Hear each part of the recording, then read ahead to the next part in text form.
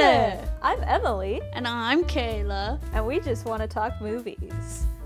And today is our 5th episode? Yeah, geez. We're halfway through. Sure. Dang, yeah, we're halfway through the season.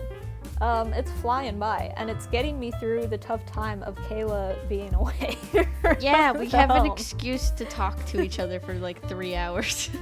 Yes.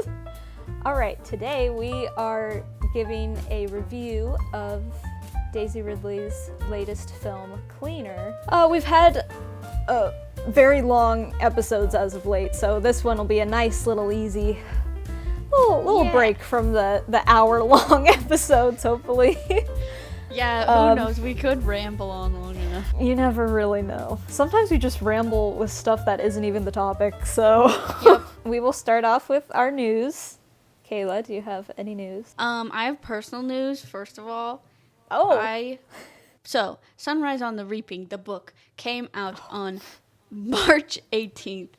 I got it a week later and read it in 4 or 5 days, and it did destroy me, in fact. It's been on my mind ever since. And the news that I have to share is that the movie is in development, and they're currently beginning the casting process, and we have some rumored castings. So, for Haymitch, Charlie Plummer is in talks to star him. I don't know this actor, but they have a picture of him, and he looks quite like Haymitch, so and people don't seem too mad about it. The other rumored casting that I heard was, I don't know how to pronounce his name, Ralph Fiennes Voldemort. He's been rumored to play President Snow, which I feel like he is a great villain, so he could do it. But I'm also like, he's Voldemort, so I feel like I wouldn't be able to see him as President Snow. So I don't know. I don't know if those are true, and I don't know if they'll be continuing. But it's some fun little updates that we've had. I am not excited for the film. I'm gonna be destroyed a second time. I'm excited. It was awful. I'm excited. I haven't read the book though, so yeah. Well, it's a book that I can't recommend to anyone. It's certainly topical of the time, which is I think what makes it so like horrendous to read. So like The Handmaid's Tale. Yeah, and honestly all the other Hunger Games books. I remember when I was reading Ballad of Songbirds and Snakes, I was like, Jesus Christ, she really did that. So it's gonna be a lot, and I'm sure I feel like even the original books, they get more and more topical as time goes on. They like age like wine in a bad way. They shouldn't be aging like wine. It's unfortunate. More, like, especially with the whole media thing. Yes, in the 2000s that was a thing, but it's only become more of a thing since. So like just everything about the Hunger Games is like we're inching closer and closer to it. But anyway, I don't want to linger on that. I don't really have any other news. If anyone's interested in Interview with a Vampire, there's been some stirrings. They've been doing a lot of campaigning for Emmys, so there's just a bunch of events going on from like the 3rd to the 9th. Like certain members of the cast and the producers and stuff have been just doing a lot of interviews trying to get the show nominated for Emmys. Do I think it's going to happen? No.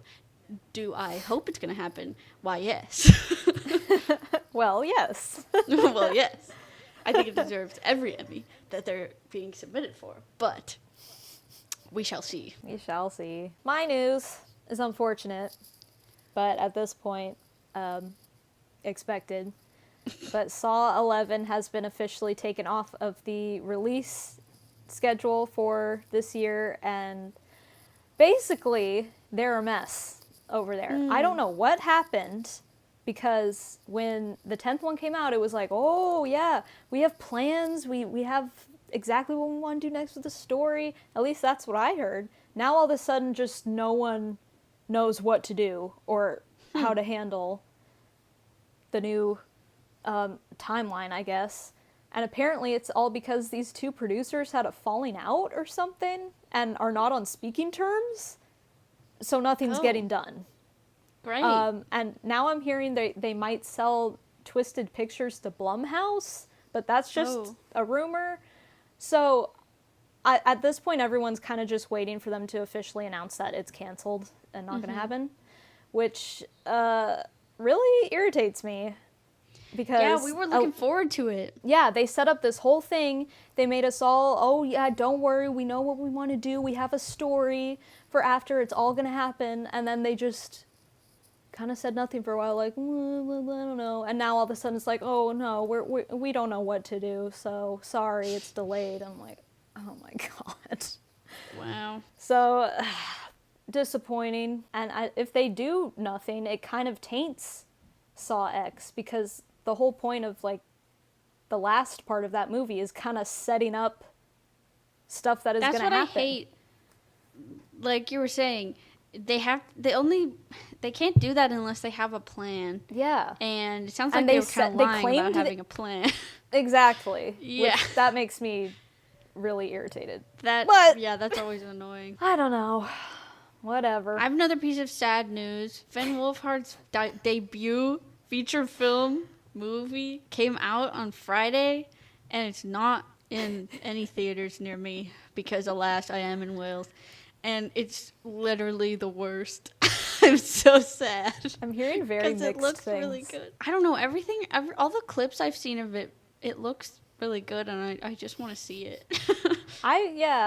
There's so many movies that I'm trying to see at the moment. I don't know what happened, but suddenly 5,000 things came out, and I have zero time or money to see any of them. So I was going to try to see it next weekend, hopefully, but who knows?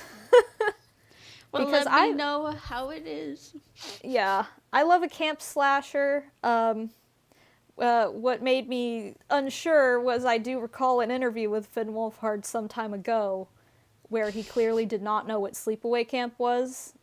And I was like, I hope he's rectified that if he is now making a camp slasher, because you have to know what sleepaway camp is if you want to make a camp slasher. I don't know. If I could interview him, I would ask him that. For sure. Yeah. So did you get to sleepaway camp? Because that is a problem that needs to be fixed. But yeah, my worry is that it's going to be one of those, because it is so comedy focused, we know that, is that it's going to be one of those, like, cutaway kill thing, which is, I think I heard that in one of the reviews. Yeah. That's the only thing.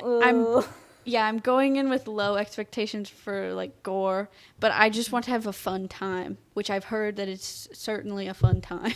So yeah, I'm sad that I'm not going to be there. I haven't been impressed, like, the Fear Street stuff. I didn't like that camp slasher much, the way they did it, so I'm like, don't copy that, please.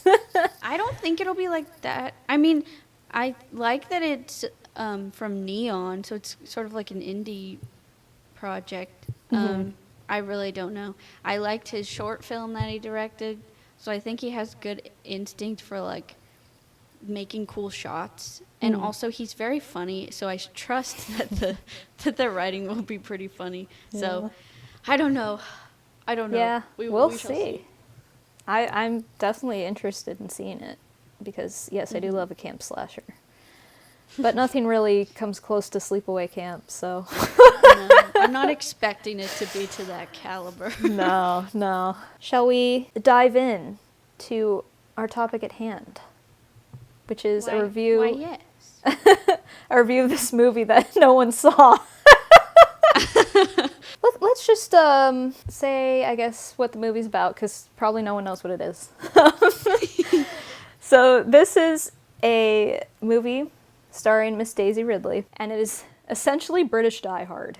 It's literally the plot of Die Hard, but with British people. And with climate activists. Yes. It's supposed to be, like, morally gray villains, I guess. It's about a woman named Joey Locke, not to be confused with Joe Locke. There is a Y added here. Funny. It wasn't until, like, way too recently that I realized, I'm like, Joey, because I've heard about this movie since it in development, so I've always known that her name was Joey Locke, and it wasn't until recently I'm like, that name sounds oh my god. And then I was like, wait a minute, I'm thinking of something else too.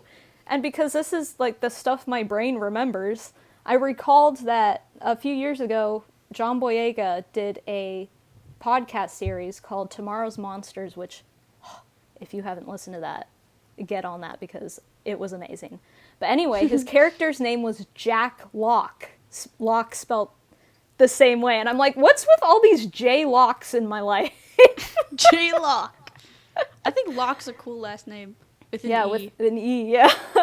So anyway, it's about a woman named Joey Locke who is ex-military, and she's essentially a window cleaner for this huge building full of kind of asshole people who are destroying the environment. You know, classic businessmen, evil businessmen with their wastefulness and all that good stuff. Capitalists. Yes.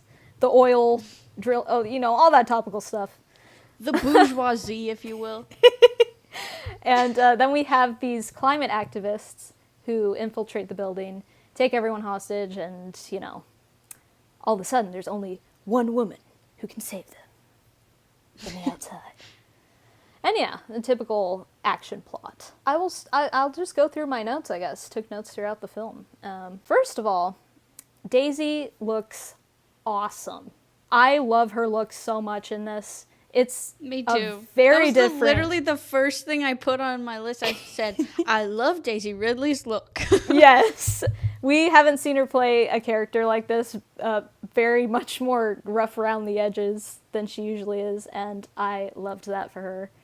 Love her haircut, love her attitude, all that good stuff. Kind of like, I guess, the heart of the story is her relationship with her brother, which I did think that relationship was really cute. I mean... Yeah, me too. Being a sibling myself, I love to see good sibling representation. Yes. I think, because, their back and forth banter was super cute and relatable, but I feel like there's, meant to be a conflict between them. Because, is she kind of cutting him out of her life because he's autistic and needs, a bit more care than a typical adult would, and she's not really in a place to give that. That did feel kind of forced sometimes, because it would just pop up randomly, oh yeah, by the way, we're kind of angry at each other. But anyway, back to the plot. Yeah, I guess they didn't really need it. Yeah, I feel like you could have cut that out. He could have just been chilling there. Even if they hadn't added, because it's stuff that's going on in the present day, but then she talks about stuff that happened in the past where when his parents were kind of bad at handling him and were actually kind of abusive towards him, and she would kind of escape and not want to deal with it. I feel like we could have just focused on that as their conflict, where maybe there's some past resentment rather than trying to add it in the present, and then there's just too much going on. Yes, exactly. And did you, that first shot of her when she's a kid and she's hanging upside down on the thing, did it look like they CG'd Daisy's face on that kid? Yeah, I thought it was for her. A second. And then I was like, wait, that's a 12-year-old. I feel like they put her face on the kid, but only for that shot. I don't know. Maybe I'm just tripping. I'd have to watch it again. So we get into this whole villain plot. And the way the marketing and the trailer portrayed it was that Clive Owen was the big bad guy. But I was a bit confused because whenever I saw the trailer, I'm like, he's not really in the trailer that much, which is kind of weird. And sure enough, the kind of twist of the movie is he dies very early on, and then this other guy takes over. I was a bit disappointed in that because me too. I love Clive Owen, and I was so excited to see an Ophelia reunion with him and Daisy Ridley, and I just wanted them to battle it out. And I'm like, oh, they literally didn't even meet at any time. Nope. But then I also was doubly disappointed because as soon as he was betrayed and everything, I was like, oh, I think I know how this is going to go. I think him and Daisy are actually going to team up. and go against these guys. And I was so excited. I'm like, oh, that's pretty cool. But then no. That would have been actually really cool. Yeah, so that was a bit disappointing. The main villain that we do get, which is this guy who is like this crazy extremist, basically. He was kind of giving me Riddler vibes from the Batman, the newest Batman. Yeah. I think I did enjoy his performance. He was definitely chewing the scenery. This actor, Taz Skylar. I think he did a pretty good job. He was definitely entertaining. But I think, and what ends up being my biggest issue with the movie was he kind of felt like the main character, and Daisy, we don't really spend a lot of time with her, honestly, for like the core moments of the film. It's just this guy being crazy, which is entertaining. But every time it would, like every now and then it would just cut to Daisy hanging outside the window. I'm like, oh yeah, I forgot she's still there. And she really doesn't have much effect on the plot for the first hour. And I think that's my biggest complaint with the movie is I was like, get her off the freaking window thing. Put her inside so she can do something. It took way too long. And they didn't, it would be one thing if they did something interesting with that. Yeah. With her being stuck outside but still influencing what's going on. No, she's kind of just watching things happen. Yeah. That's what I thought was going to happen when they started the movie with the brother hacking the care home's system. I was like, okay, so Daisy Ridley's going to be on the outside. He's going to be inside doing like hacking things, and then she's going to come in and do the butt kicking. I was going to say kick butting. She's going to do the butt kicking. But we were like, I want to say we were like well past halfway through the movie, and she wasn't inside the building. She was still out there kind of doing nothing. Yeah, she was kind of just watching like, oh dang. The camera would like obligatorily I don't know if that's a word, cut to her just to be like, oh yeah, by the way, don't forget about her. And just like giving reaction faces, but then not doing anything. Yeah, that's the other thing where I'm like, if you're going to compare this to Die Hard, but with a woman, it's kind of a bad look to have her kind of not do a lot, but then like I feel like in Die Hard he kind of does most of the heavy lifting himself of like fixing everything. He has allies that help him, but I feel like in this movie she relies a lot more heavily on the brother character and the police characters and everyone else, and I'm like, I just want her to be the real hero. She didn't feel like the hero of the movie. Yeah. It doesn't feel like a Die Hard story in that way, where it's one person against all these odds. It's like, no, it's like a group of people against these odds. Yeah. Yeah, so I think that was my biggest issue with the movie, because it's marketed that she is the main character and the hero and the one that all the focus is on. And she's really not. Like, I'd be shocked if her screen time is longer than the villain, or even the same, to be honest. Yeah. In that way, it kind of felt like a direct-to-video movie to me. Very much so. Yeah, I, as soon as like we were really starting to get into it, I'm like, I kind of see why this wasn't wide released in theaters. There were certain shots that felt really flat. Like, I remember there's this one shot where, like, I think Daisy Ridley shoots something, and then it cuts back to her face, and she's, like, right in the camera, and it's this really awkward angle where she's, like, this in the camera, and then her brother's kind of behind her, and it just looks really flat and unflattering, and I'm like, this looks low budget. That, like, brought the value down for me. Yeah, and the thing is, normally, I wouldn't mind that as long as the movie's entertaining, but I was expecting a lot more, because this is directed by Martin Campbell, who has done Casino Royale and GoldenEye and The Mask of Zorro. So I think my expectations were like pretty high, and then when I saw it, that's why I was so like, wow, this feels very direct to video, which is shocking. But then when I watched it the second time, like going in with those expectations, it was a little more like, okay, I'll just have fun with it. More fun, yeah. But that was surprising to me. I'm like, this does not feel like the same director at all. That makes me want to rewatch Mask of Zorro now. I know. I know. I mean, Mask of Zorro and Casino Royale, those are literally some of my favorite movies of all time. So my expectations were very high. Top tier. Uh-huh. Yeah. I don't know, but I think it was like they needed a better cinematographer. Because maybe like the budget, I don't know if maybe the budget wasn't there and that's the reason. I don't know. Possibly. And another thing was, this is a rated R movie. Really? It's so PG-13 coded.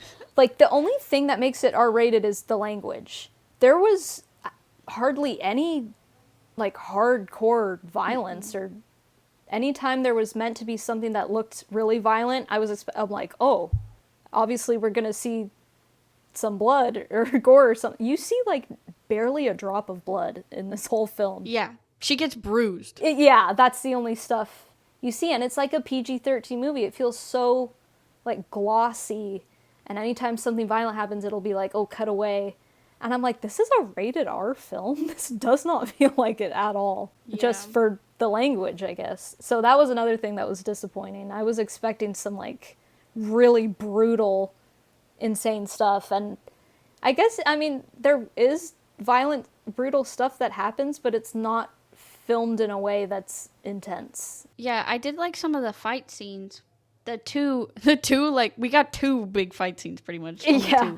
But I thought they were well choreographed. Yes. I just wished maybe they were longer and more would have happened.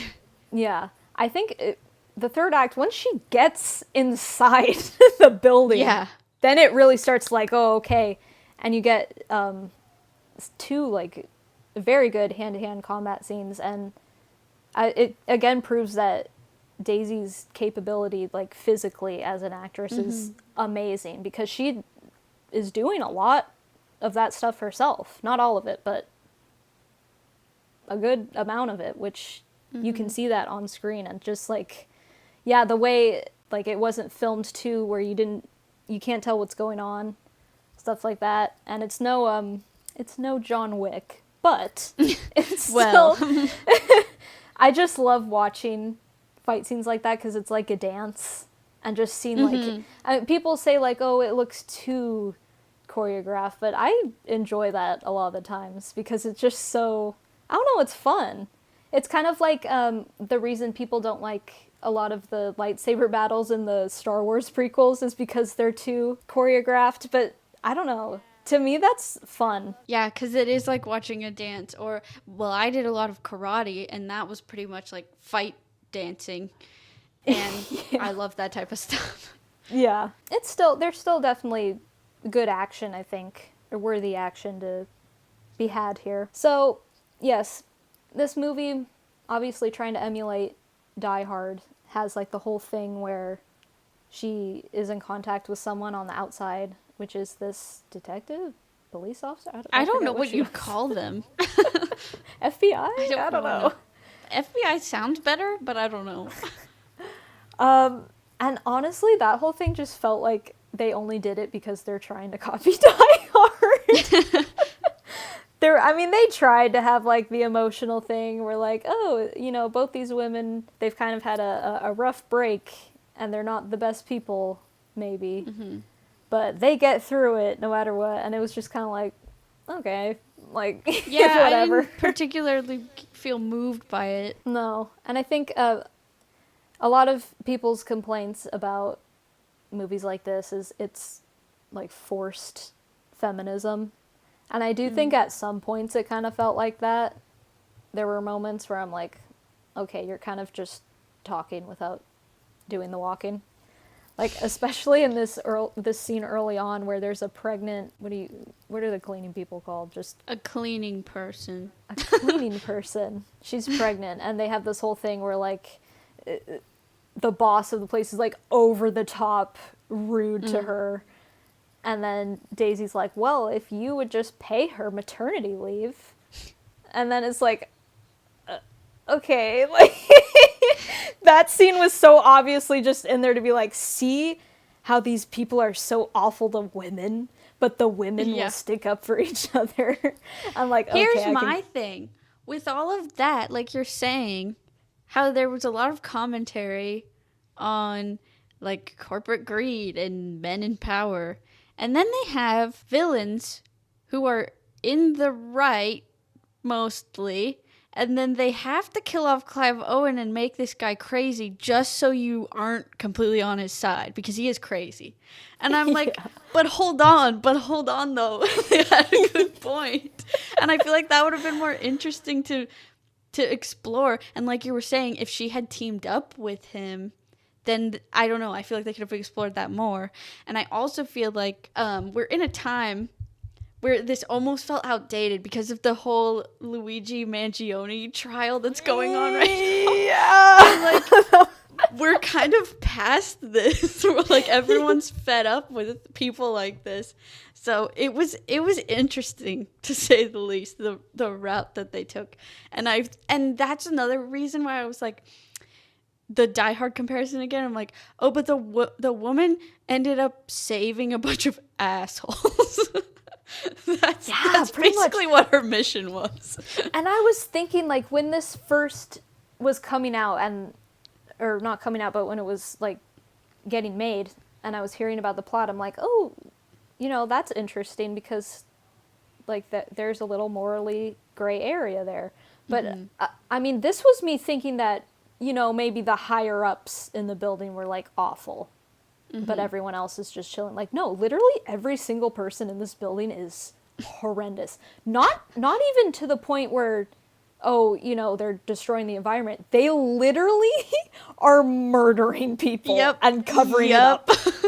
So I'm like, it's a wash. Like, kill everyone. Yeah. At that point, I almost was rooting for no one, because I was like, this guy is obviously mentally ill. And so I'm not on his side, but also I'm on his side because all these people are awful. And so then Daisy Ridley, like, whatever she's going to do, I'm kind of going to be a little indifferent because I'm not really on either team's side. Exactly. And what they tried to do, and what I assumed they were going to do is, well, her brother's in the building. That's why she has to save it. But, I mean, she gets to her brother pretty early on, and they could just leave. I was thinking her brother was going to be taken hostage, and she needs to get in there and stop everything. But I'm like, no, you already have him, so just leave. Yeah, and that would have been cooler, too, because then it would have probably led to her doing more things herself, rather than relying on him and other people. And that really felt like, I mean, just from hearing, like, the early on plot and everything, that felt like that was going to be the story. I don't know if something changed last minute, and they rewrote it, or I don't know. I am sensing that they kind of bit off more than they could chew, and maybe the budget kind of ran out, and they're like, maybe we can't actually do all this. That's what it did feel like by having her out there for so long and saving the action for 2 scenes at the end. I was like, okay, here's our budget. Yeah. We had the budget for like a short film, and we thought we could turn it into a movie. I do have to say, I remember Daisy saying something early on where she was like talking about how brutal her fight scenes were with the 2 people, and she was saying something like, you never see a woman get this, like, roughed up. And I'm like, Daisy, I don't know how many action movies you've seen, but I've definitely seen women, like, more beat up than this. Yeah, I wouldn't say that. I mean, she definitely get, like, it's intense. They don't be like, oh, because she's a woman, we can't hit her. Like, she's definitely getting down and dirty, but I don't know, I just thought that was funny. Yeah, because that was the other thing, too. At first, she's just physically fighting women. And so then I was a little bit worried. I was like, oh, God, are we only going to have her fight women? Yeah. Then at the end, she fights the dude. So I was like, at least and it's funny because she takes out this group of guys so easily at first. But then, it's the woman who's able to put up more of a fight against her. Yeah, that's true, too. Oh, my God. I want to say one of the best shots of this film is when the grenade goes off and the pink-haired lady flies out of the window. I was cracking up. That was hilarious. So hard. She was like, bang! That was so... I was not expecting that. That was so out good. Of the window. That was so funny. I remember... I was watching it with the parents, and then at that part, the father was like, oh, exit stage left! I'm like, oh my God. Yes, that she did. That was pretty funny. I liked that. That was really funny. I was laughing so hard. CG isn't always great, but I think that's to be expected but at this point in most action and it was movies. tolerable. At least it didn't fall into the Marvel trap of like heavily CG rubber bodies. Like the fight scenes were all pretty real, which I appreciated. Yeah. I quite enjoyed, like, I would literally just go back and watch those fight scenes again over and over because they were very entertaining. I did have one question. So there's For me? this... No. Well, maybe. I don't know. So there's this... One of the villains is, like, the hacker villain. Is the one who's always on the computer and doing stuff. Mm-hmm. And so you think, like, she gets shot eventually by the bad guys. And she's about to get shot again. But then Daisy comes in and shoots the dude and stops it. That's the shot that's really okay. bad. I assumed that was the one. So you never see that hacker person again. I'm really confused what happened to her. Because it looks like she was messed up. Yeah, there's stuff that had to be cut and moved around or something. It's one of those movies. Yeah. It looked like she got, like, paralyzed.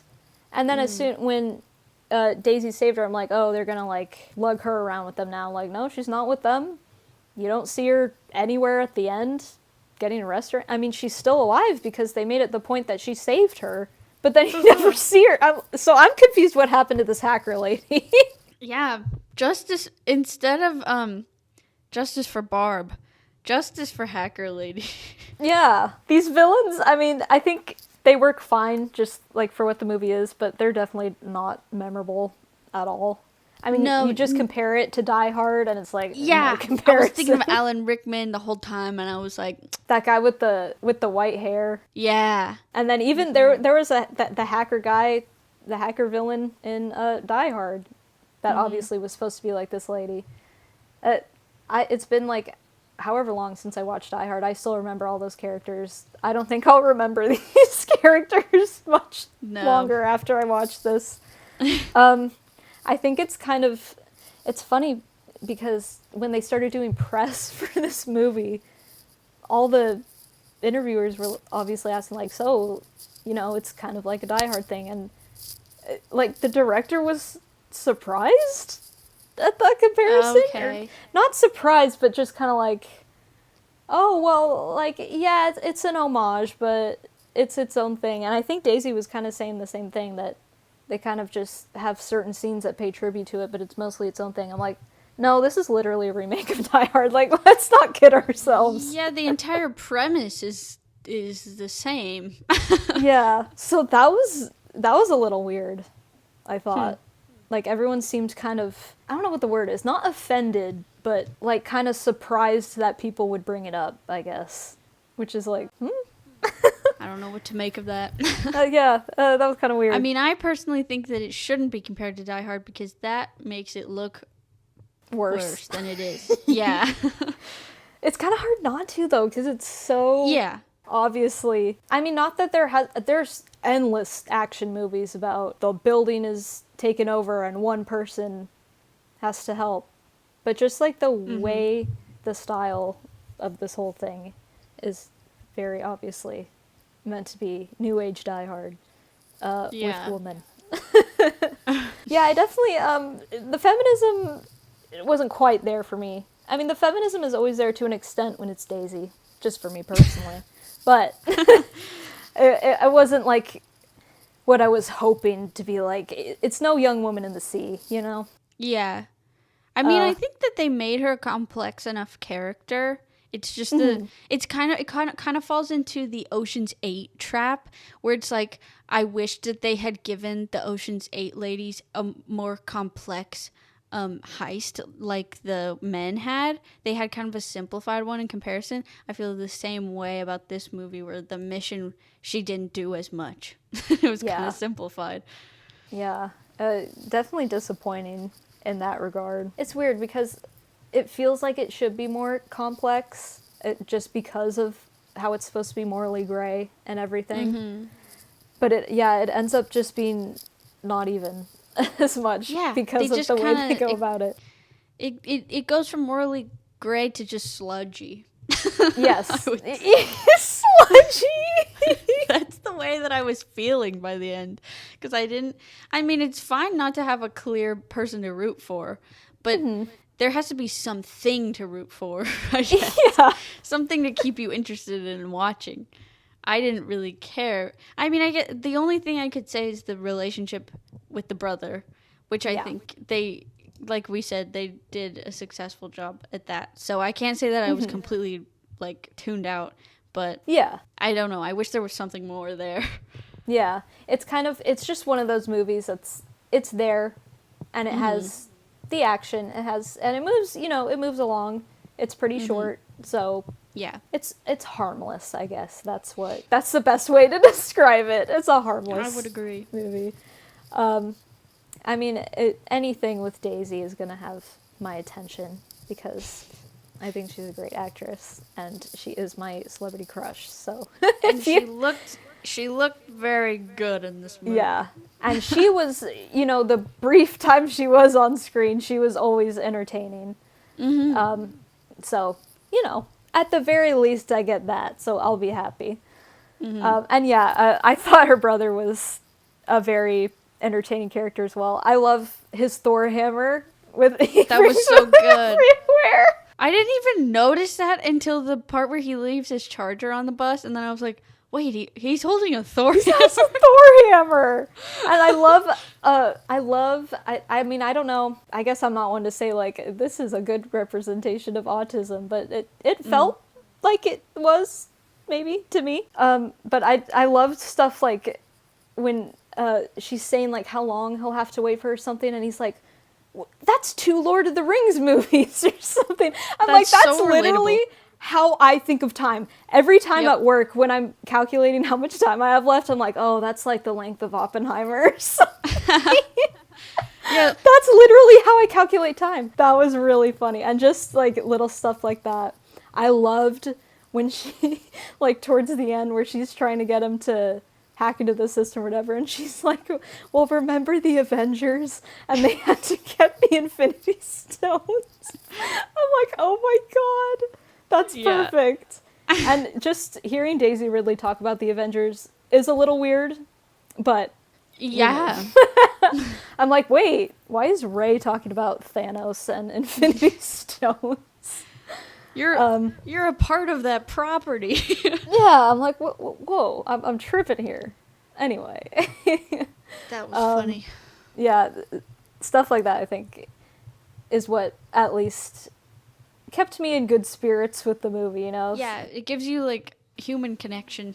Someone to root for. And something to be at least it's not just a hateful movie, which seems like a really strong word, but movies that are just trying to have a political message and nothing else.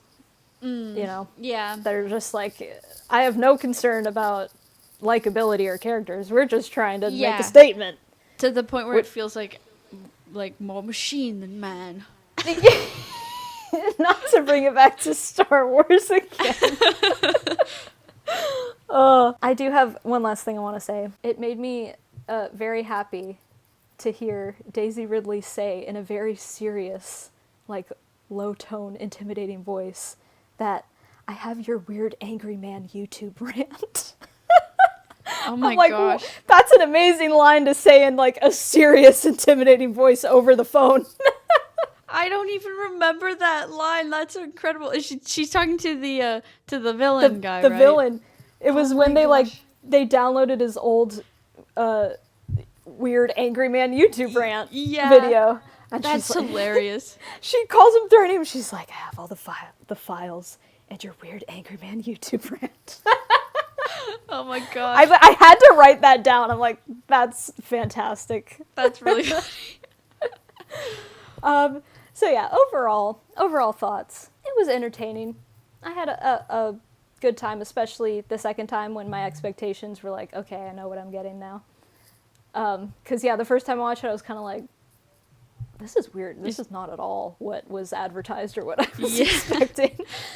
But I love to see Daisy in a movie like this. She is supposed to be doing another movie with this director, which sounds like it has sort of the same premise, where she's an ex-military person, only this time there's like a school that gets taken over by terrorists that she helped put in jail or something, and now she has to go in and like save her dad or something.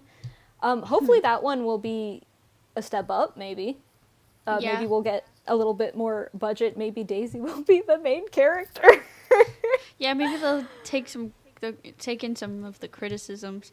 I don't know what the wider criticisms are, but I feel like I agree. Everyone hates it. Everyone, literally.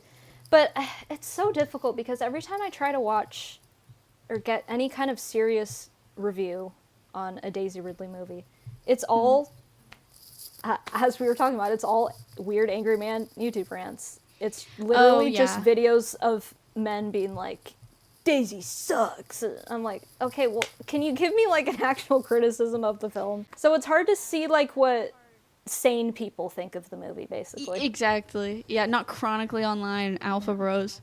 And Daisy is like famously hated by that community, so I don't take anything they say seriously at all. So it's hard to get a reaction to what actual real people think of the movie, but I'm guessing it wouldn't be very good. I agree with the prevailing ratings, though, of like 5 out of 10. I think I saw that on IMDb. I feel like I'd give it that maybe a 6. Yeah, I agree. I usually do, as we've discussed, I usually do 5 stars because 10 is too overwhelming for me. But I'd give it like probably 2.5, and that's mostly for Daisy. Same. Even though she's not in the film much. Yeah. That shows just how much I love her, I guess. I was going to say that proves how good of an actress she is, but I'm like, I'm completely biased, so I wouldn't know anyway. I know. No, I think she is very talented. I think she's good, though, yeah. I don't understand why I do understand why everyone hates her, because unfortunately there's a lot of not very nice people who are the loudest in the Star Wars community, and I was gonna say people hate her because she was in a Star Wars movie. Pretty much, yeah. She's and the fact that she's a woman does not help, unfortunately. But I mean, and it doesn't matter like how many great movies she does do, like Young Woman in the Sea, and Sometimes I Think About Dying. Like people will they literally just ignore it and be like, no. She was only in Star Wars and this bad movie, so she sucks. Like, yeah. Okay. I'm not going to get it. Well, I don't know if I'll add this in, but I need to rant. People, after The Electric State came out, people started saying that Millie Bobby Brown's career is going down the toilet and she's making all these bad decisions and she's been in horrible movies since Stranger Things. I'm like, I heard that. She's in Enola Holmes, which is a successful franchise. As much as I may not like the Godzilla franchise, they were successful. So it's not like she's only done flop movies since Stranger Things. People are weird. I know. People will... It's either like that, like with Daisy, because how dare she be in Star Wars, I guess. Or it's like with Millie Bobby Brown. Well, they'll just randomly pick someone and be like, you know what? We hate you. I don't know why this came up on my feed, because I'm certainly not the audience for it, but there was randomly this Instagram reel where this woman was like, grown woman, by the way, probably in her 30s, was like, I don't know why, but I just don't like Millie Bobby Brown. Like, every time she talks, I get like disgusted. It's like almost like she's so pretentious or something. And I was like, girl, why do you let that take up so much brain space? Live your life, touch grass, get outside. At this point, get off the internet. Exactly. She's done nothing. It'd be one thing if she was like, she did weird things or said weird things. She's said nothing. She's done nothing to you. That's what people do, and unfortunately it's to a point where like it literally does not matter for Daisy or Millie Bobby Brown. They could literally be in an Oscar awarded film and win many awards and be revered. They're still until the end of time going to be hated by the internet, and I will never understand it. Yep. And just not even to touch on, like, I don't know much about the reaction to Daisy Ridley, but I know Millie Bobby Brown and a lot of young women, like, the amount that their bodies and appearances are picked apart on the internet is actually insane. Yeah. That's all. And like I was saying, it's always all these men who are reviewing this movie. That's always like the first thing. They're like, she's not even hot. I'm like, what? I don't know. It's weird. Gross. It's creepy. Mm-hmm. And even when women do, a lot of women do it with Millie Bobby Brown, where they're like, I can't believe this young girl has ruined her face so much because she put bronzer on. Wake up, go touch grass, please. Wake up, wake up, wake up. Wake up. Please. I feel like I'm going insane. I don't know. I don't even think about her that much, and I love following her career. I don't think about her that much. I see pictures of her on the internet, and I'm like, oh, cool, she was at this event. What a pretty dress. That's all I think. Exactly. I want to know, like, what movies is she in next, and what is the last event she was at, because I want to see what she's wearing. That's it. I literally don't care about anything else. That's literally all you need to care. Yeah. And then when I get angry about it, then I'm like, it's not even worth getting angry about. I know. It is worth getting angry about because we should talk about how it's wrong. But there's a certain point where it's like, you just can't. And I know that they themselves would probably say the same thing. There's a certain point where you just can't care anymore. Yeah, no. I mean, it's not going to change. Yeah. Honestly. Whatever. I mean, people do the same thing with Rachel Zegler. Yeah, her too. Oh, people. I mean, I knew that people were getting on her, especially after Snow White, but it wasn't until I started watching all the interviews with her and Kit Connor, obviously, for reasons undisclosed, that I'm looking at the comments, I'm like, dang, like, I haven't read one nice thing about her.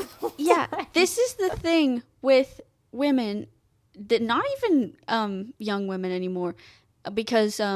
not anymore. I mean, not even young women ever.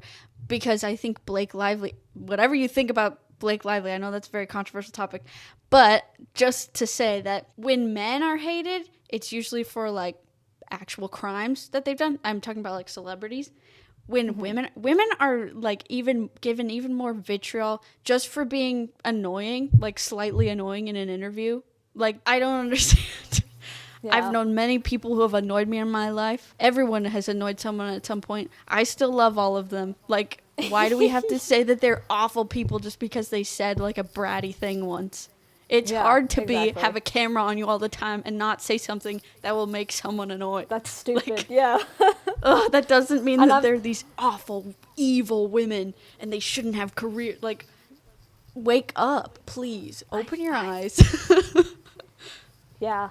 I was someone, I didn't like what Rachel Zegler said at all, and I was very put off by it. I thought it was very snobby.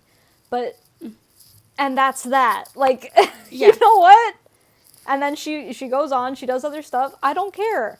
Yeah. I'm not going to despise her because one thing she said something that kind of pissed me off. Yeah. Whatever. I watched the interview, I go, didn't like that. Move on. Yeah. Then... like, I love every performance she's ever given. Just because she annoyed me those few times doesn't mean that I hate her and think that you should never give your money to her and she's this evil person. Like, or that, I'm just going to attack her for every single thing about her now. Yeah. No. Please. Sorry, I don't have that life. kind of, I've got way too many things. Please get a job. When you see her, scroll past. A simple movement of the finger, I assure you, it will solve your problems. Oh, we went off on a tangent. I'm sorry. See, we knew this would happen. Yeah. We don't want to get too serious here, but this took a turn. That was our review for Cleaner, which feels like we talked about like 5 hours ago now. That was the topic of the conversation. Should we go over what we've been watching recently? What have I been watching recently? Well, I'm a part of the Film Society at the school I'm at in Wales. So we watched Howl's Moving Castle for the first time, which is one of the Studio Ghibli movies. those animated ones. I've never watched any before, and this was my first one. I thought it was all right. I thought it had a nice romantic plot. It was a lot more romantic than I thought it was going to be. However, Christian Bale does voice the male lead, so I couldn't fully get into it. Oh no! Yeah, unfortunately, I didn't enjoy his performance as usual. But yeah, it was all right. It was interesting. I will definitely be watching more of them because I feel uncultured having not watched any. Then I watched, funnily enough, the Film Society also showed American Psycho right after that. So, and that is a Christian Bale performance that I utterly enjoy. And that was a very fun watch. I got to watch it with a friend who'd never seen it before, so that was really fun. What was really funny is there was a guy who was sitting in front of us who, at the part where he's chasing the girl around with the chainsaw, he turns to his friend and he's like, "This just turned into a horror movie." I'm like, "Sir, it has been a horror movie from the beginning." American Psycho. Anyway, interesting factoid. I'm also reading the book right now. I have only read the first page, so I can't say much about it. But oh, yeah, nice. I'm excited because something I've always wondered is the movie's directed by a woman and the book is written by a man, and the book has come under criticism for like showing the violence against women in too much graphic detail. So I'm wondering what my thoughts are going to be on that, because there's a lot of discourse on it. Discourse on it. We're on Discord. We're on Discord. Anyway, next, after I finished Sunrise on the Reaping, I rewatched all the Hunger Games movies. I won't say fun, because I thought they would solve my depression, and then I realized Mockingjay is a thing, and so after I watched Mockingjay, I was kind of back in the same spot I was in. But they're great movies. Anyway, other than that, I watched Cleaner, which we discussed, and then just a couple hours before this, I watched Odessa, which is the new Sadie Sink movie. Another one I would say is harmless. It wasn't great. It wasn't bad, and a lot of people are saying it's like the worst movie of 2025. I don't know if I can say that yet because it's kind of early on in the year. But I don't know. I thought it was cool. It was a musical. I love musicals. It was like, I think something interesting about it was that all of the characters, they kind of like don't have a gender. Like the way that they are discussed and the way that they act, like they could be any gender, which I thought was cool. It's like a genderless movie. And so interesting. Yeah, I don't know how to describe it without like spoiling specific things. It was kind of too weird and sci-fi for me, where it didn't feel grounded enough. Where like you could compare it to the Hunger Games because they kind of discuss the same topics, and I think the Hunger Games does it way better. But it was worth the watch. It was interesting, and yeah, that's all that I've watched. I have just returned from the theater after seeing A Working Man, the new Jason Statham action movie. Pretty entertaining. I enjoyed it a lot. Liked it much more than The Beekeeper, I will say. Oh, good. I think it was better than Wrath of Man. Yeah, it was. I mean, it's a very, very basic action movie story. It's kind of like a Taken kind of thing. But I mean, Jason Statham is just so likable in that kind of role, and he's there with like his one-liners and just his general style of doing stuff. The action and violence was R-rated, which was a relief. The action scenes were very fun. I think they were done very well, very entertaining. There's definitely a brutality to it that's very old school. There's like usually in movies like this, there's like a moment where, well, the guy will be merciful with someone. There's no mercy throughout this entire. Every single bad guy dies, brutal death, which is like very refreshing. Like okay, I didn't, because you're waiting for the moment where he's like, okay, well, I'm not that kind of bad person, so I'll let you. Like no, even people who like he kind of like has a good rapport with, he's just like, man, I don't want to kill you. Sorry. Stab through the face. I'm like, oh, okay. So that was Yay. refreshing. We need to come it's- back to that in movies. We're like too Yes. morally pure these days. Yeah. I mean, I know some people are like, this kind of thing is outdated at this point, and blah, blah, blah. And I'm like, to an extent, I get it. But at the same time, like, I just love this kind of movie so It's a much. movie. So Like, yeah. it's a movie. It's escapism. Because it's so much fun, Jan. Get it? Yes, yes. And it was written and produced by Sylvester Stallone, which Oh. that can be very hit or miss, let me tell you. But Yeah. I think this one was pretty good. But yes, Okay. it definitely has that old school style of action movie. So I think, like, just by hearing about it, whether it's going to be for you or not. But yeah, entertaining. I enjoyed it. I would watch it again. Other than that, I have been watching a lot of Japanese horror movies, which has been very interesting. Mostly the Ju-on series and the Ring series, which I watched all the American versions, but I never watched the whole Japanese series, so I thought I would do that. Very interesting to see how the way the franchises go, it's the same as American movies, kind of. You have, like, the first ones that are, like, genuinely good and scary, and then as you go along, they just get so cheap and goofy. I'm like, okay, so this is just a universal thing. Yep.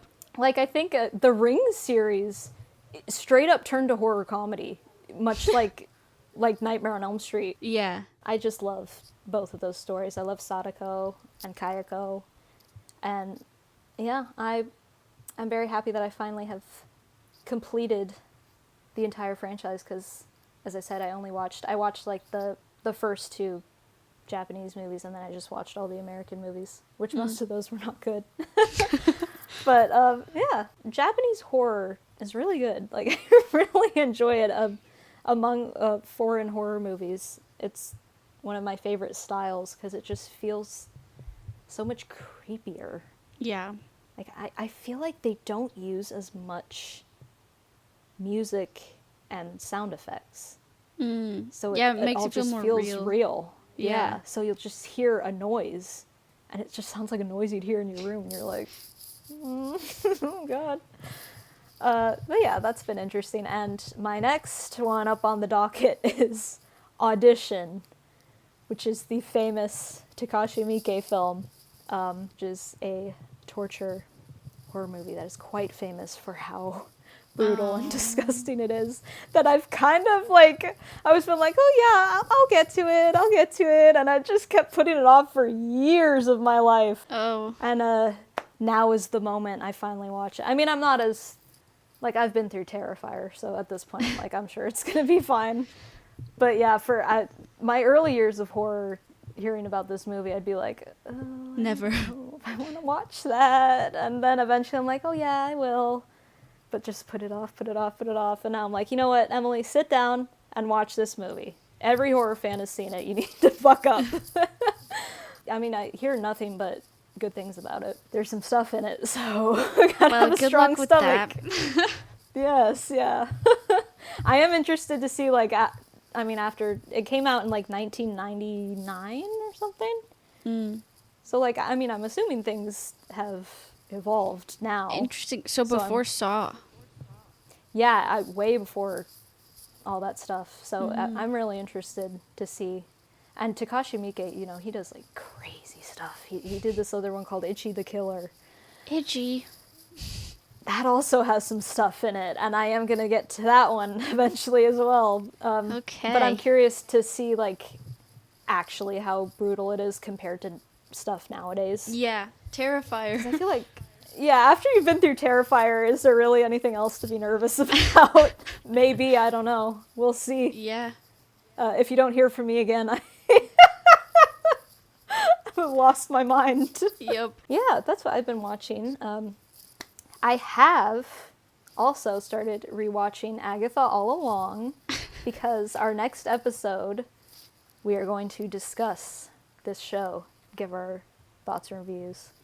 And I just have to say, this second round, I am enjoying it even more than I did the first time. So lovely. I am very excited to talk about this show. I have many thoughts. Also, and I'm also very excited because we had this empty spot in our content calendar forever, and I was getting so nervous because I'm like, I don't have any ideas. And finally, like, oh, I'll talk about that. I also forgot to mention that I watched Novocaine on my birthday. It was my birthday. I turned 21. Happy birthday to me. I watched Novocaine That's a on my great birthday birthday. movie. It was so fun. And what an That's a great enjoyable movie. Jack Quaid performance. I love him in pretty much everything I've seen him in. He's very fun and charismatic actor. And this was just a great role for him. And it was such a cool story of like the classic damsel in distress, but just they did a lot of twists with it, which I thought were really fun. And I loved it a lot. And if you like gore, yeah, there was good it's very gore. satisfying. Again, watched it with a friend who is not experienced in gore, and that was really fun because she was freaking out. Dude. Oh, I can't, because it's funny, like the first half of the movie, it's kind of not too bad, so I was like, I don't know if they're really going to go for it, but then the second half, you're like, oh my god, Yeah. okay. I was waiting for the fist scene where he punches the mirror or the glass, and I was like, okay, once it gets to there, then I know they just have to keep upping the ante, and they did. Yes, yeah, very satisfying. So, that concludes episode 5. We did go over an hour. No! As always, make sure to follow us on Facebook, Instagram, and TikTok at We Just Want to Talk Movies. We've been having quite an uptick in views. I think people like the Heartstopper content, so that good. was very fun. We've found our audience, Heartstopper. Yeah, I guess we weren't sure that people were going to be into it, but the Heartstopper crowd is alive and well, and hopefully they'll stay for Agatha all along. Oh yeah, I'm sure there's a good segment of Heartstopper fans who like Agatha all along too. There's gotta be. I mean, that's the whole premise of myself. Yeah, that's the whole draw for me for Agatha all along. Yeah, literally. Anyway, and don't forget to subscribe to our YouTube channel or wherever you get your podcast so you don't miss an episode, because we have some very fun and exciting ones coming up. But that's all for this episode. And we'll catch you on the flick side.